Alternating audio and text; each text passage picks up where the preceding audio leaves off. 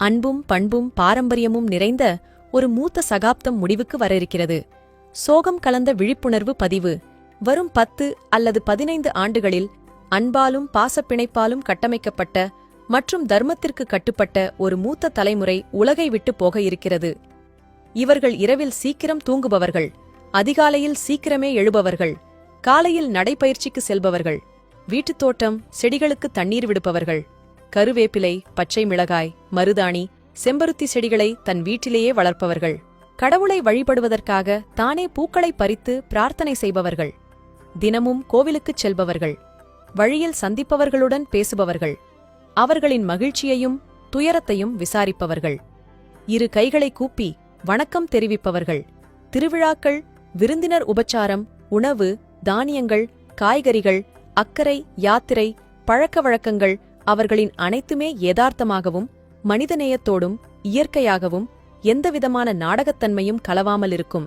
Landline தொலைபேசி மீது அலாதி பிரியம் கொண்டவர்கள், தொலைபேசி எண்களை மனப்பாடமாகவும் டைரியிலும் பராமரிக்கும் பழக்கமுடையவர்கள், முகவரியை தெளிவாக கூறுவார்கள், முடிந்தால் அழைத்துச் சென்று காட்டுவார்கள், ஒரு நாளைக்கு 2-3 முறை செய்தித்தாளை படிப்பவர்கள், எப்போதும் ஏகாதசி, அமாவாசை மற்றும் பௌர்ணமி நினைவில் வைத்துக் கொள்பவர்கள். இந்த மக்கள் கடவுள் மீது வலுவான நம்பிக்கை உள்ளவர்கள், குடும்ப சமூக அக்கறை பயம் உள்ளவர்கள், தைத்து பராமரிக்கப்பட்ட பழைய செருப்புடன் உலா வருபவர்கள், பனியன், பெரிய கண்ணாடி என மிக எளிய தோற்றத்தில் உலா வருபவர்கள், கோடையில் ஊறுகாய், வடாம் தயாரிப்பவர்கள், வீட்டில் உள்ள உரலில் இடித்த மசாலா பொருள்களை பயன்படுத்துபவர்கள், விடியற்காலையில் எழுந்து வாசல் தெளித்து கோலம் போட்டு அவர்களே தங்கள் கைகளாலேயே வீட்டை பெருக்கி ஒட்டடை அடித்து வீட்டை சுத்தபத்தமாக வைத்திருப்பவர்கள், எப்போதும் நாட்டு மாட்டுப்பால், தக்காளி, கத்திரிக்காய், வெந்தயம், கீரைகளை தேடி தேடி வாங்குபவர்கள்.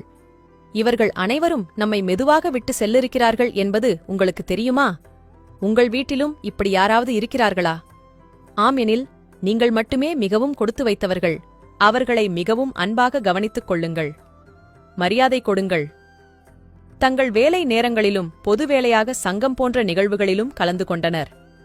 பணி ஓய்வு பெற்ற பின்பும் சாலை ஓரங்களில் மரம் நடவும், தங்கள் குடியிருப்பு மக்களை ஒன்று சேர்த்து நகரச் சேவை செய்தும் கொண்டிருந்தனர். நாம் அவர்கள் வழியில் பயணித்து சேவை செய்யவும் கற்றுக்கொள்வோம்.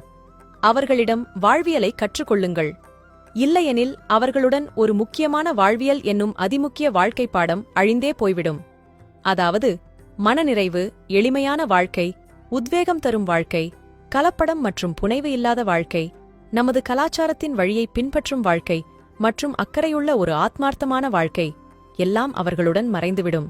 உங்கள் குடும்பத்தில் யார் மூத்தவராக இருந்தாலும் அவர்களுக்கு மரியாதை, நேரம் மற்றும் அன்பு கொடுங்கள். நம் முன்னோர்களே நமது அடையாளம், நமது முகவரி மற்றும் நமது பெருமை. இயற்கையோடு ஒன்றி வாழ முயற்சிப்போம், ஆரோக்கியம் பேணுவோம், உடல் நலனிற்கு முக்கியத்துவம் தருவோம், பாரம்பரியத்தை தூக்கிச் செல்லும் கலாச்சாரக் காவலராவோம். பெரியவர்களை மதிப்போம். இனி பெரியவர்களை நம்புவதும் மதிப்பதும் உங்கள் இஷ்டம்.